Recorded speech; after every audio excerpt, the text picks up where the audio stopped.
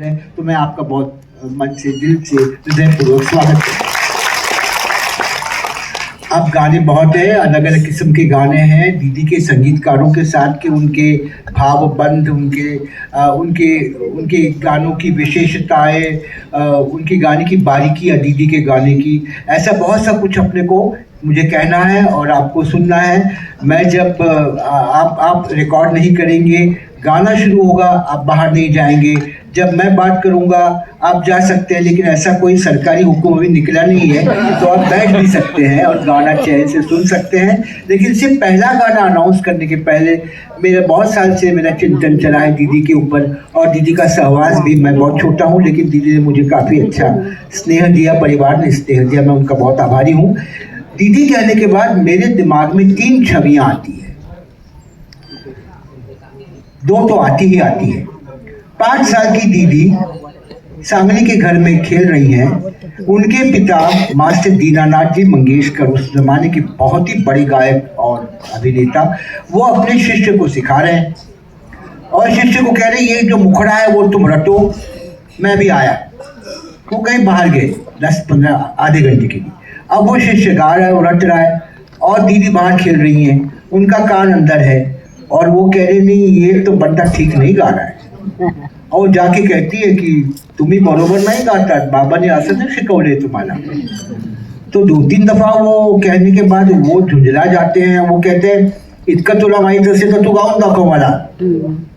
तो बोलती है, तानपूजा देती है, 5 साल की है और बैठती है और वो जो गत है वो उनको सुना रही है बार बार। और तभी दरवाजे पे उनके बाबा आते हैं और उस रात को वो अपने पत्नी से कहते हैं, माई से, कि मेरे घर में इतना अच्छा गायक है, मैं दुनिया को क्यों गाना सिखा रहा हूँ।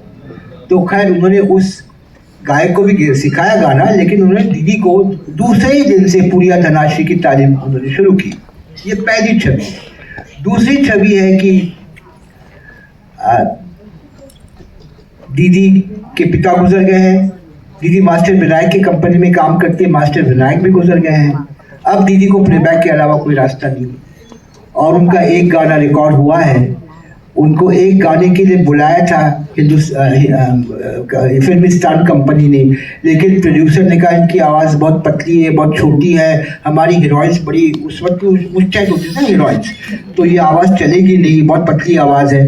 तो वो बॉम्बे टॉकीज जाती है, वहाँ गाना गाती है फिल्म मजबूर के लिए।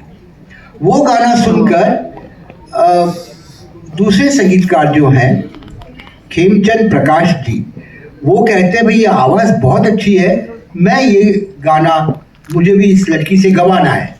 और वो उनको कहते हैं कि तुम कल आओ, मैं तुमसे गाना। वो शाम को 4 बजे जाके मलाड के बॉम्बे टॉकीज में बैठी है, वो और उनकी बहन इंदिरा, और इनको पता ही नहीं खेमचंद प्रकाश जी को, वो अपना कुछ काम कर रहे हैं। उनको 10 बजे याद आता है कि लता को बुलाया था। वो बुलाते नहीं, लता कहाँ आया, अच्छा तुम आ गई, अरे बताया नहीं तुमने, कुछ खाए नहीं पी नहीं कुछ नहीं, बैठी दोनों। उनको गाना सिखाते और बोलते अभी तुम घर जाओ, कल दोपहर को 2 बजे आओ, गाना रिकॉर्ड करेंगे। वो गाना आप सुनेंगे। That song started one of the finest musical seasons of India. आएगा आने वाला, फिर महल, गीतकार नक्शर। गाने का उन्वान शुरुआत कर रही है आज की बहुत प्रख्यात गायिका शैलजा जी, शैलजा सुब्रमण्यम। प्लीज कम।